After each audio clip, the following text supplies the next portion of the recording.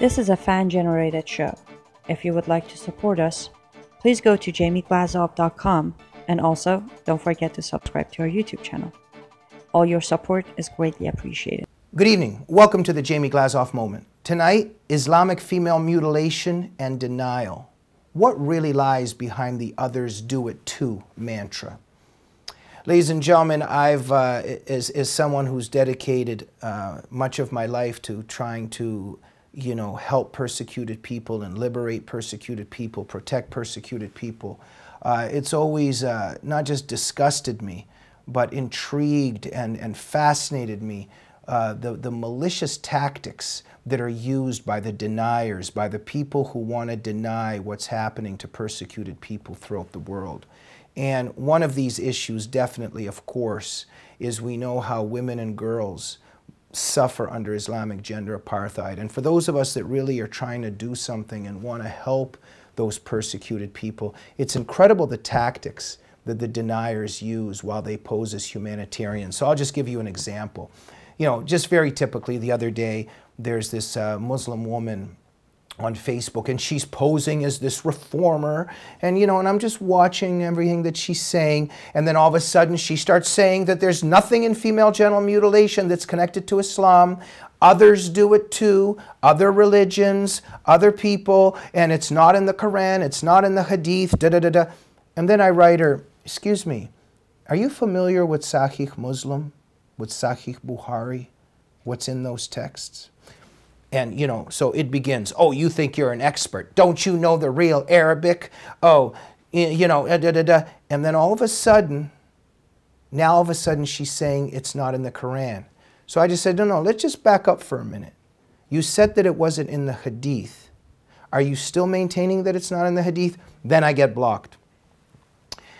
This is all very typical, my friends, and also I want to emphasize something this evening, because it's been on my mind for so long.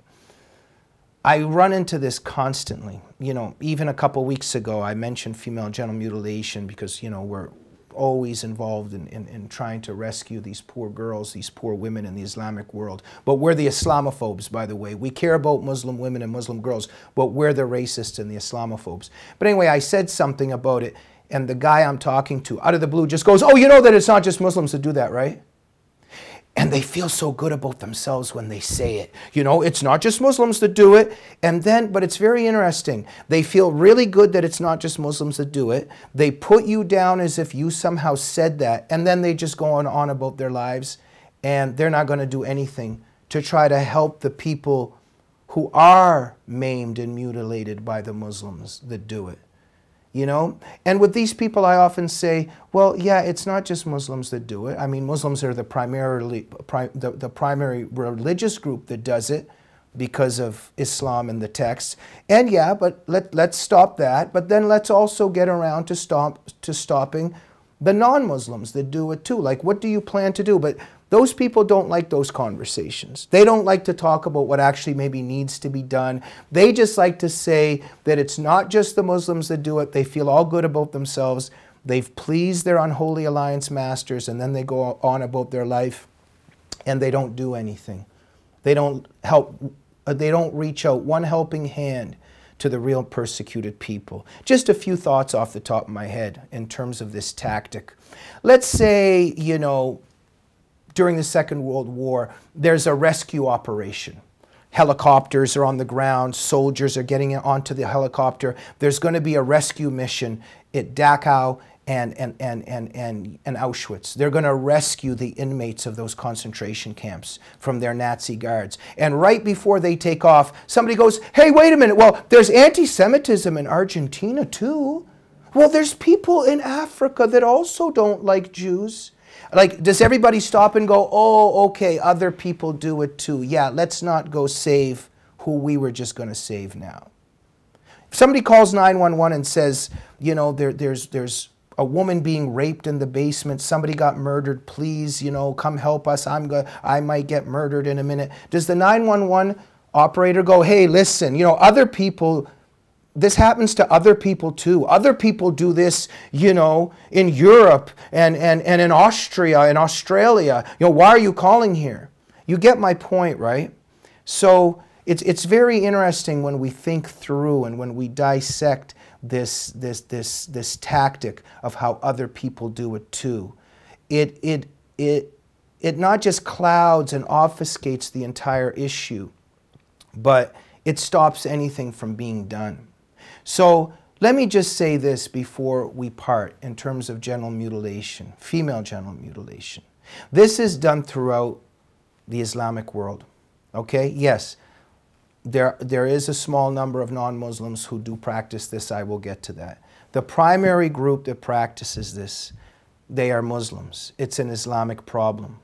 Take a look at Egypt. Take a look what's happening in Indonesia.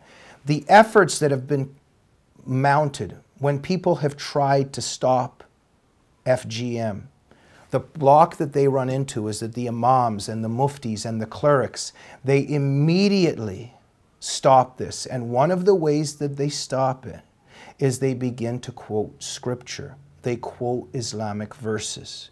So this is crucial to highlight. If there are any Christians in the world, Christian communities that might be practicing this, they're very small in number. They cannot point to anything in the New Testament which sanctions or mandates this. And that is why the human rights organizations that work in those communities, it's very easy to stop this. It's easier because they can show these people that it's not in their religious text and it might be this cultural thing, etc., etc.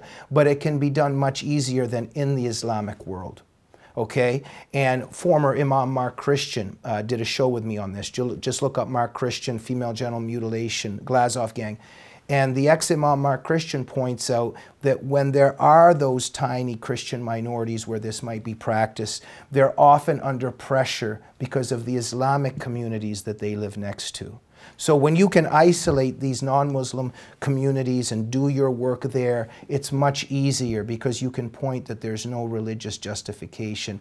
Nothing is rooted in Islamic texts. Now this is completely different when it comes to Islam. So yes, we go try to do something in those communities, but what we try to do is in the Islamic community where this is practiced, we have to be honest about something. So we've got Umdat al-Salik, the Reliance of the Traveler. This is a manual of the Shafi'i school of Islamic jurisprudence. It's endorsed by Egypt's very own Al-Azhar University of Cairo, the oldest and most prestigious university in the Islamic world. It sanctions FGM. Now, we talk about the Hadith. This is in Abu Dawood. It's in book 41, verse 5251. You got to look at Sahih Muslim, 30684, and Sahih Bukhari, book 772, 777. It's all in the Islamic texts. And now one of Sunni Islam's 4 great imams, Ahmed ibn Hanbal, he quotes Muhammad as saying, quote, circumcision is a law for men and a preservation of honor for women. Sheikh Mohammed Saeed Tantawi of Egypt's Al-Azhar University has called circumcision a laudable practice that did honor to women. So we have to be very honest about all these things, my friends, because these imams and the clerics and the sheiks that are making all these quotes, that are keeping this all in place, it's because of what's rooted in the Hadith and in other Islamic texts. So what am I saying here? The next time you hear a person say, well, it's not just Muslims that do that. It's not just Islam that teaches that. Okay, that's fine. So let's get around to doing something where it happens everywhere. But nothing's going to get done, and we're not going to be able to help anybody with that attitude. What we do is we go to the non-Muslim world where this is happening, and we root it out, and we fix the problem by looking at the roots of why this is being done. And then we go to the Islamic world, and we be honest that this is an Islamic crime. This is rooted in Islamic theology. This is what the imams and the muftis and the clerics point to. They point to the texts in order to maim the little girls. So the texts have to be repudiated. So the next time somebody says to you, oh, well, it's not just the Muslims that do it, you know immediately that that's the person that's enabling FGM and is complicit in the 6,000 girls a day, most of them Muslims, that are being maimed and mutilated by this horrible Islamic crime. Let's confront the deniers and expose them for who they really are. We'll see you on the next Jamie Glazov Moment. Good night.